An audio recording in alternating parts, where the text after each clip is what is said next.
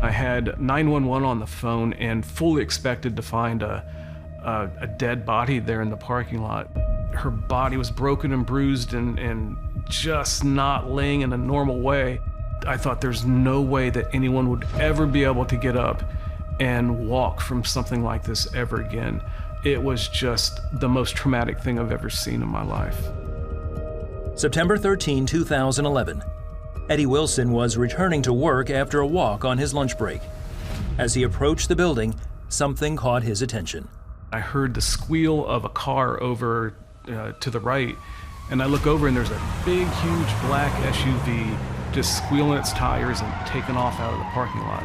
Just moments earlier, inside the SUV, his co-worker Whitney Weiser just broke up with her abusive boyfriend. Now, as she walked away from his car, he hit the gas and sped towards her.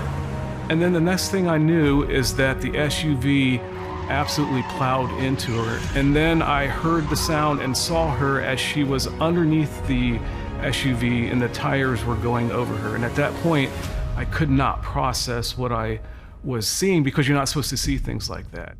Eddie called 911 as he ran down to Whitney's broken body lying on the pavement. You could tell that she was in tremendous pain. And at that point, there was absolutely nothing else I could do but to grab her hand and pray with her right there on the spot. Whitney struggled to breathe as she clung to life. She had several severe injuries, including a broken back and cracked ribs. She was rushed to Vanderbilt Medical Center. Dr. R.J. Harris was one of her physicians.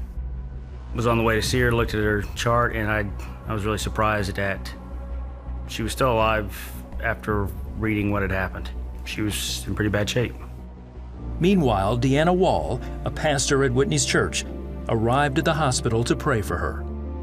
I looked down on the gurney at a beautiful person who was battered, bleeding, broken. I got down as close as I could, and I told her, I said, Whitney, God's got plans for your life, and He's going to bring you through this. You hang on. Whitney had been a rising star in bodybuilding competitions. After her emergency spinal surgery, it was unclear if she would ever compete again or even be able to walk. I just didn't want to eat. I did not want to even try to walk, just because of the level of pain that I was in. And I still, I just didn't understand that. Coming from bodybuilding and just strength training, it's like, I'm invincible, right? She began physical therapy with the same determination that brought her success in bodybuilding. Over the next weeks, she went from walking a few steps a day to walking a few hours a day. She says she put her life and future in God's hands. I had 100% faith and trust in Him that I didn't understand why that happened or why it had to happen, but I trusted Him that I was going to be okay. I also, within a couple weeks of it happening, I was able to forgive my ex-boyfriend for doing that, which clearly was not me, that's God. Because being able to forgive somebody that tried to take your life and everything from you, I feel like it's not humanly possible to forgive that fast. And so that was God 100%. Despite her broken back, Whitney trained hard and miraculously became stronger than before. She even returned to the bodybuilding stage at the top level, the Olympia.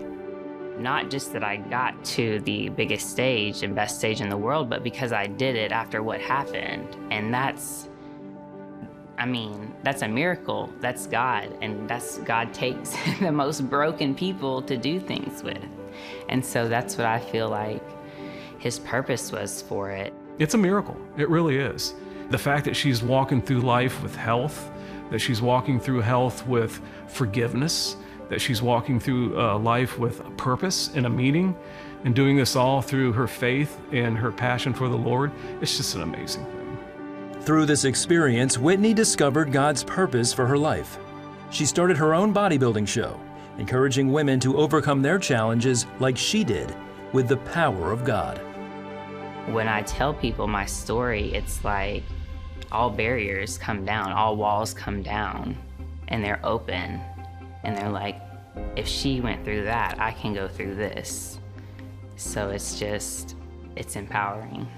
God brought me back so much stronger that I made it to the Olympia, and I was on a stage with the best athletes in the entire world after that. So the power of God.